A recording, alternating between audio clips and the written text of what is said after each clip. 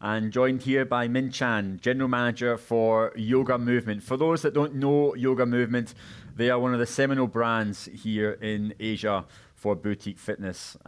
Pete and Alicia, their co-founders, have built up a rather incredible brand, and it's already been mentioned several times here across the course of the past couple of hours. Min has joined them recently to a degree to become their general manager and brings a wealth of experience, which we'll talk about in just a few minutes. But we've got some questions to go through, and by all means, please write your questions in the chat box. For now, welcome, Min. Hi. Why, thank you, Ross. Now, Yoga Movement were one of the first companies that we saw that had properly dedicated themselves to not being a fitness company, to not being a wellness company, but to being a lifestyle company. You've obviously been in the company now long enough to understand its values, its ethos. How are they conveyed through Yoga Movement to become a lifestyle brand? Well, fundamentally, I think we're very, very lucky that Pete and Alicia had this vision from day one. It's been built into our DNA that we are a lifestyle company. We're not just a yoga studio. It just happens to be the primary offering. I think for us, it's really a function of ensuring that we focus on community. I mean, we live in a time now where brands are expected to be everything to everyone. We're 360. You're a yoga studio. You're a hospitality company. You're a tech company. You're now we're F&B providers, by the way. We also have an incredible retail line. And so all of these things are really held together by the thread of community and ensuring that we focus on our brand values of that, as well as being a company that is growing but still focuses on the art of small and personalization. Now, you've been a people manager for a number of years, way before this job, and you're also an entrepreneur in your own right. So you've been used to managing businesses, you've been used to managing people. Reflecting back in the last 12 months, what lessons have you learned, Min, in terms of how you have to manage people effectively? It's been rocky shores for many of them, but how have you done that as a leader, as a business manager? I mean, to be very frank, I've managed mostly small businesses my entire career. My teams have ranged to a maximum of, say, 25 to 30 at any given time. Being thrown into Yoga Movement, which has grown at the speed that it has, and we have almost 130 staff on payroll now, it's a totally different proposition. I think, as Rosalind was just speaking about earlier, when you have that many team members, you tend to be a little bit distanced from the sentiment on the ground and the rank and file emotions, so to speak. So this has been a tremendously huge and steep learning curve. We've done a lot of things really, really well, I have to say that. But we've also messed a lot of stuff up, and we're very aware and humble about it, I think, and we hopefully have learned from that. So an example of that is in a time of crisis, I have a tendency to want to control everything and have the right answers and make sure that I deliver the final package to you. In this time, who has those answers? Nobody has those answers. The government doesn't have them. And so what we learned actually through Circuit Breaker was that the key thing to focus on was actually over communication. I think making sure that your team understands where you are in the thought process, making sure that they know that you have their back. You know that internally, but they don't know that. So as far as they're concerned, you just haven't put out an answer yet. You haven't bothered to give them any detail yet. And so for us, I think we've learned that, and I think we've tried to implement this time around, and I feel like just from the responses we're getting from our team, it's definitely resonating a lot better. The second one is actually something I thought about because one of my colleagues, Vera, brought this up on her social media recently. It's the concept of alignment. And that's really about aligning with not only yourself and making sure that you look after yourself as well and you focus on your own priorities at this time, but that you listen to your team and you listen to your clients. You listen to all your stakeholders, even your suppliers, and you make sure that everyone is listened to and heard, and you don't have to have a response, and you don't have to have an emotion about it. And sometimes it's just a learning curve. So I think that's been a really, really humbling one for me as well. No, great points. Let's have a look at member expectations, because I think when it comes to people revisiting facilities, in Singapore, up until maybe 2 weeks ago, we were on a good wave of momentum of people rebuilding trust, rebuilding confidence, coming into facilities. Then, of course, we've had this second mini lockdown. You've noticed member trends, you've noticed member behavior, but how have member expectations changed as they're coming through your doors in the past 12 months? Well, I mean, we have been muzzled essentially for the last 12 months or so. So, we're dealing with classes with significantly reduced capacity. We're dealing with expectations that come out of that naturally. So, smaller class sizes mean more room, first and foremost. So, suddenly everyone's doing luxury yoga, which is fantastic. And, we're very happy to provide that. There's also higher service standards. There's more personalized instruction and name recognition at the front desk, for example. These are all things that I think that our clients really, really value. And the question mark is, as we return to whatever the new norm is, whether that's going to be scalable.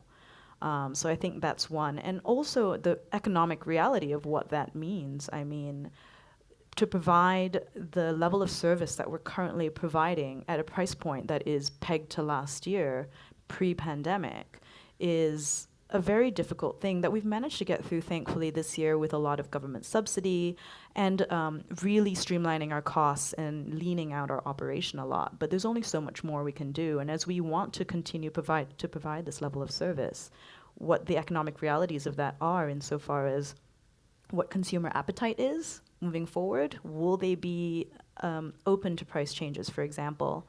And how we can continue to survive and thrive as a business and actually grow in this time if our margins are so diluted. Yeah. Let's look at member feedback. Of course, you are very close with your members. You've got a phenomenal clan, or tribe, should I say. What has some of the member feedback been in the last 12 months? They're obviously keen to get back to a new normal. At the same time, they're enjoying more space. Anything else they're feeding back to you? I mean, honestly, a lot of it has just been a lot of gratitude. The fact that we're open as much as we can be and we do whatever we can to keep them safe. I mean, we're not scientists, right? We follow the guidelines that the government puts together and we make sure we execute them to, the best possible level. But I think, even through this time with the difficult announcements this past weekend, the number of clients that have actually, given us a shout out for whether it's increasing the number of online classes we have to suit their schedules, or it's actually just trying to stay open at a time where honestly some of our classes have 8 people in them. And that's really hard to do when you're paying rent on 6,000 square feet. I think there's a lot of gratitude there. Yeah, as there should be, yeah. You were one of the first adopters to digital, and so it's great to see YM online. And we'll talk about the app later, but let's have a look at the digital classes first.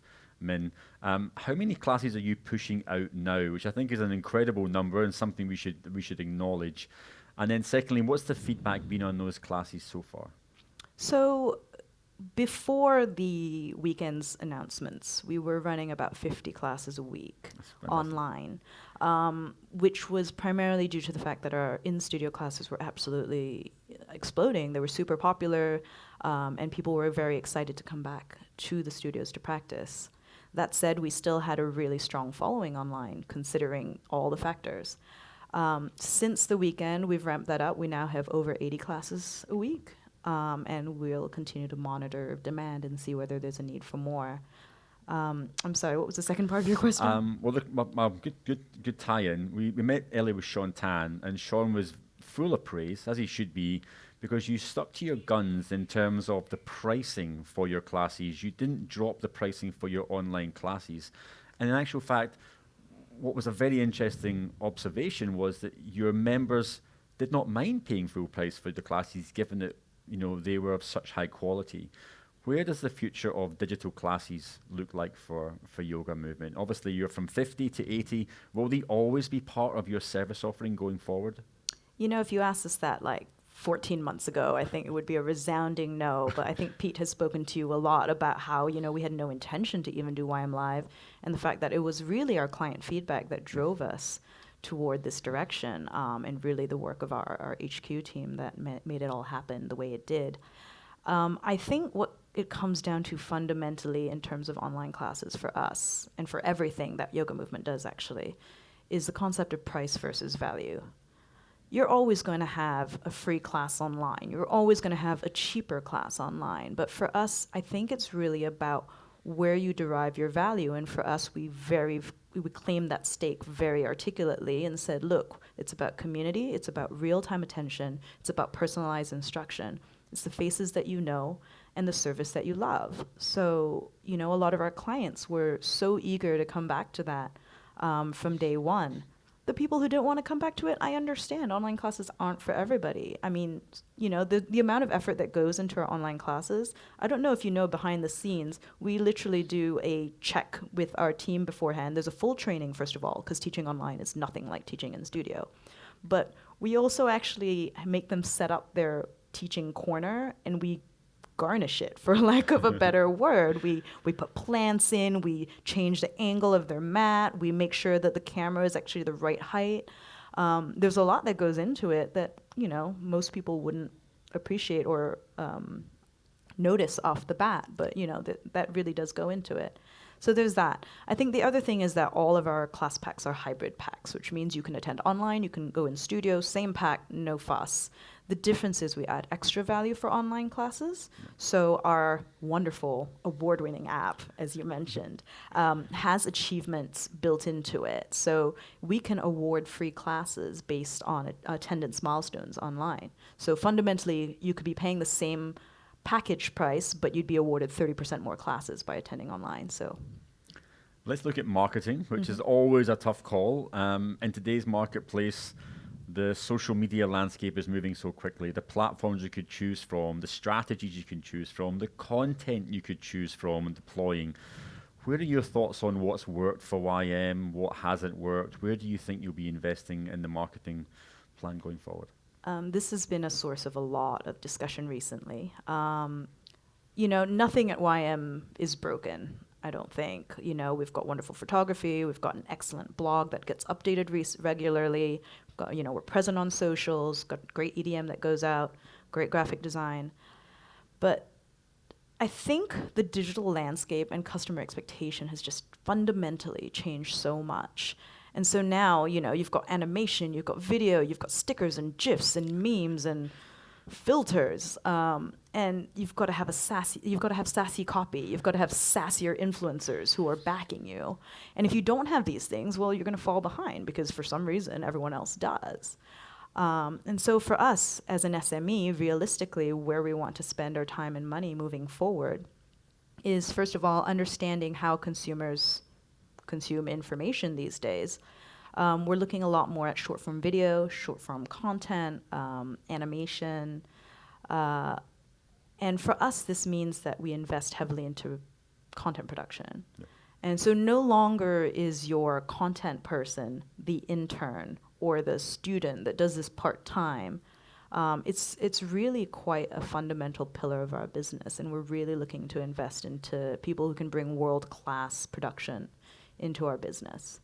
The second place we'll probably invest is around data scraping and analytics. We just want to make sure that our strategies are correct and we're not wasting time and money on creating content that's noise. We want to actually give value to our consumers. And then the last one's a little bit different, I guess. We're a people service business, so we need to invest in FaceTime. There is no substitute for actually having your finger on the pulse and being able to speak to your customers. So everyone from rank and file through to even the directors, that's you, Pete, has to spend time speaking to our clients and making sure that, we're doing the right thing by them. Absolutely. There's that kind of element where as the business grows, before you know it, you're disconnected from the people that have already started the business with you, who are regular customers, who are capable of buying more, but perhaps you've never asked them that question. We had an interesting conversation behind the scenes, actually, with Brad, talking about TikTok, which has exploded onto the marketplace in the last couple of years. But I don't think it's quite in the fitness landscape. But we are seeing some brands in the fitness landscape who are now adopting TikTok strategies, and it's coming off. Not a platform I know much about, ladies and gentlemen, but it's something we're now seeing. So very interesting. Are you on TikTok yet, or? No. But, Instagram Reels will probably launch in Singapore later this year, hopefully. And I think when that does, that will be something we explore. But again, until we can do it properly, I don't want to do it. Yeah, absolutely. Yeah, the great ones are great. The terrible ones are terrible. Let's look at a great one, YM app. Oh. What a labor of love. For those that don't know, Yoga Movement have the YM app, which is an award-winning application now. Really a phenomenal piece of technology underwriting a lot of their operations now. How is it getting on? What has member feedback been so far, and what's coming up new on the app? Well, I think for the app, honestly, we launched our first release of it April 2019, and we already have released version 2 of it in December last year, which just made it a whole lot more beautiful if that was possible. In terms of functionality, I think from the very beginning, it's really kudos to Pete and our operations manager, Putri, who designed this thing from the ground up and had the foresight to plan unprecedented features into it. What fitness app has social features where you're inviting friends and you're telling them how you feel after class and you're sharing packs with them? All of this is, pretty groundbreaking stuff in a way. And so the fact that, they had the foresight to build that all in and allow us to capitalize on that as we've developed it further. I think for us now, having just launched version 2, we're not barreling into the next version just yet. Apps are a little bit expensive, Ross. But I think for us, the feedback has just been overwhelming. It's become such a great sticky point for our business and really keeps our members coming back. I would say about 94% of all of our transactions now flow through the app. We manage over 30,000 bookings a month through the app. There's been more than 28,000 downloads since it was launched. And there's a staggering 1.9 million to 2 million digital page views a month between web and our app landing page. So it's pretty staggering. It's an incredible piece. For those of you interested in technology, you should absolutely check out the YM app. It really is an incredible platform. Congratulations to Pete and Min and the team. Looking forward, now there's perhaps a want and need to look at new revenue streams, to look at how you're going to grow the business going forward. We've talked about this reliance and this need to double down on your core competencies, Min, make sure they're established and they're growing. Where else are you seeing potential growth in terms of new revenue stream, new services, new offerings? I think this is a perennial question for us, right? And a lot of the time it's birthed out of opportunity and situation. So YM Live being one. As of the announcements over the weekend, YM Live is suddenly 50% of our revenue day to day, which is staggering for us. I would say, other than that, we already have 6 different revenue streams, which is pretty nuts considering we're a yoga studio. So we've got class packs, we've got a very successful teacher training program. We've graduated over 500 yoga teachers in the past 4 years. Over 40% of Yoga Movement's team is from the Yoga Movement teacher training, which is pretty incredible. Again, we have this F&B offering now at our new Orchard flagship studio where we now have a coffee bar with snacks as well. It's really delicious coffee in partnership with Common Man Coffee Roasters. We've got a retail arm. It's self-sustaining. We design our own merch twice a year, and it still flabbergasts me when I go to the store and I see people just wandering around in Yoga Movement gear. It's really, really awesome to see. Other than that, we've got private and corporate classes. We've kind of spread our tentacles as far as we can go, and we still want to go further, right? But I think the long-standing question with yoga, as you want to expand aggressively, if you want to change your business model, for example, hypothetically move into franchising, where do you really look to control quality at that stage? Right now, our current quality control is a result of high touch. So we are very, very much in touch with our teachers. Our management structure spends a lot of time and investment into making sure that our teachers have contact with the management team constantly. As you grow, that's not really viable, or financially viable for that matter.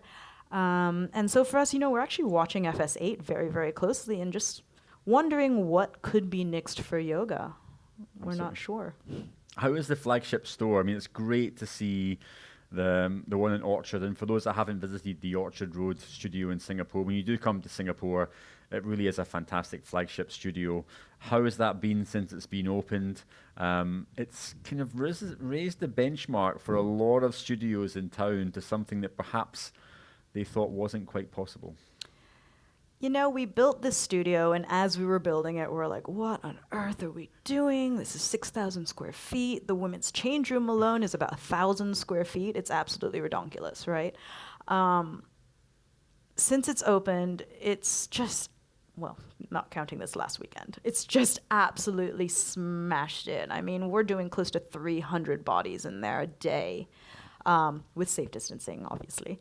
I think even for ourselves, when we took a step back and we looked at it and we went, oh, crap, we're not a small studio anymore.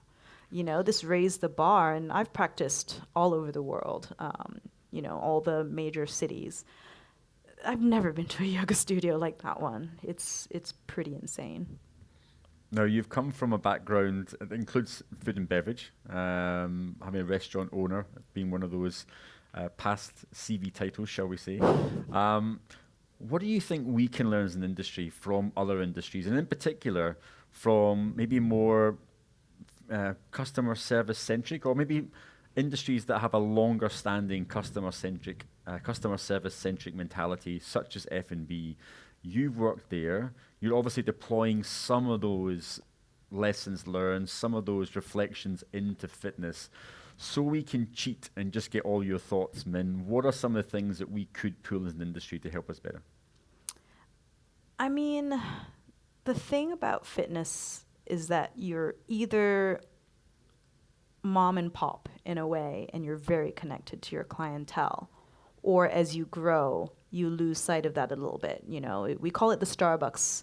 We don't want to be the Starbucks of yoga. We say that, but Starbucks still writes names on cups and calls you by your name. So I think the standards are very, very different. Fundamentally, I think F&B, as an example, always understands that it's a people-first business. It's about providing great product with a smile and a bit of sassy service, because that's my signature thing.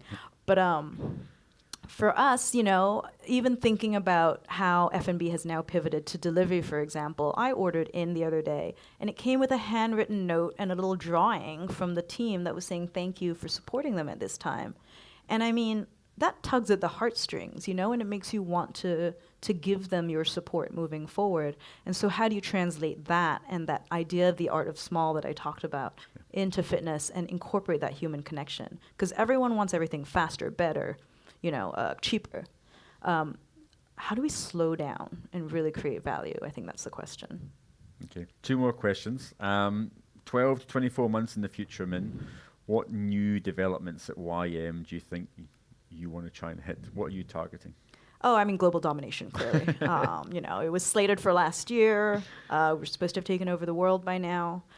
But, small thing called a pandemic hit. But I think we're definitely still raring to go. I mean, the most frustrating thing about COVID is that it feels like it's shackled us, right? We're so muzzled. We've lost a lot of opportunity to grow. We've lost a lot of opportunity for a team to grow. And that has real repercussions, I think. For us, we're very worried about losing a lot of great people who had real trajectory in the company because we just can't do anything for them right now. And not every industry is muzzled at the moment, so there's a lot of growth potential for individuals. But in our company right now, we're excited. We're raring to go. We're literally revving the engine. And, once that muzzle comes off, let's unleash the Kraken a little bit. Yeah, I couldn't agree more. I think there is so much potential that we have. Positivity, general health and well-being benefits, economical benefits, mental health benefits. We can provide much more of that if given the opportunity to do it.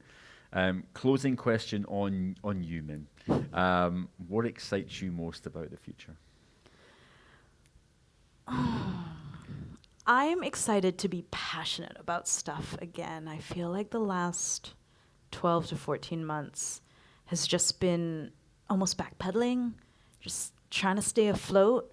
I'm excited to grow things and be passionate again. I'm excited to eat homemade pasta in a village in Italy and drink crappy village wine.